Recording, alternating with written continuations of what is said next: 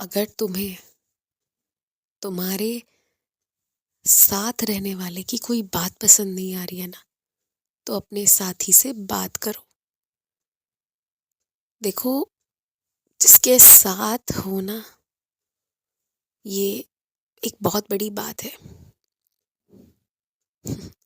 तो समझो बस इतनी बात कि अगर साथ में हो तो सब कह सकते हो, सब कह सकते हो। मुश्किल मन में लग रहा है, मुंह से बोल दोगे तो सामने वाले भी समझ जाएंगे। तो कोई चीज अच्छी नहीं लग रही है तो बोल दो, चुप मत रहो। लेकिन फिर भी अगर तुम्हें लगे कि मुझसे बिल्कुल ही नहीं हो सकता, तो थोड़ा सब्र करो। तुम्हें सही तरीका और सही शब्द अपने आप समझ आ जाएगा। लेकिन मैं अब भी कहूँगा कि जिसके साथ हमेशा रहना है ना, उसके साथ हमेशा खुल कर रहो। वैसे रहो जैसे तुम हो और जैसे तुम रहना चाहते हो।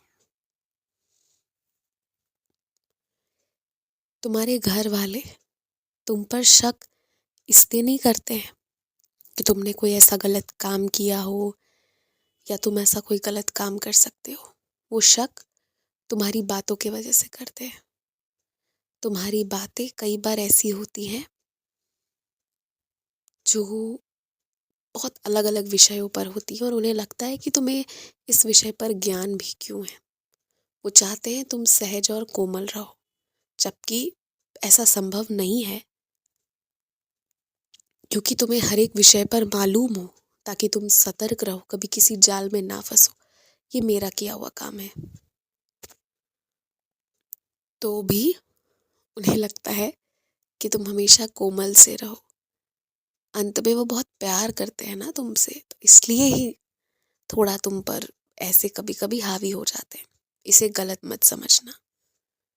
रात को कुछ भी खाकर सो जाना, दिन भर में थोड़ा बहुत कैसे भी खा लेना और खूब शारीरिक मेहनत करना, ये दिखा रहा है कि बहुत जल्दी तुम चाह रहे हो बीमार पड़ना। करो ना, शारीरिक रूप से काम करना पड़े, व्यायाम करना पड़े, सब करो, लेकिन उस हिसाब से खाओ पियो भी। खाना छोड़कर बैठ जाओगे तो बुरी तरह से तबीयत खराब हो जाएगी। ध्यान रखो इस बात का, बहुत ध्यान रखो इस बात का। और तुम जो आजकल सारे परिवार वालों से फोन पर बात करना करवाना शुरू किए हो, एक नियम बांधे हो, ये बहुत अच्छी बात है। इसे हमेशा ऐसे ही रखना। ये आदत अब पूरे 1 साल तक ना छूटे, ध्यान रखना। फिर उसके अगले साल और उसके अगले साल मैं ये आदत करवाते जाऊंगा। कोई दिक्कत वाली बात नहीं है। कल तुम मेरे मंदिर तक आकर भी नहीं आए, ऐसा क्यों हुआ? मैं ये जानता हूँ कि पहले तुम्हें याद ही नहीं था कि तुम जहाँ जा रहे हो वहाँ मेरी मंदिर है। और जब तुम्हें याद आया तो वक्त ऐसा हो चला था कि तुम रुक ही नहीं सकते थे। तो बस कभी कभी कहीं नई जगह जाते हो तो ये भी देख लिया करो कि पास में कहाँ मैं बैठा हूँ।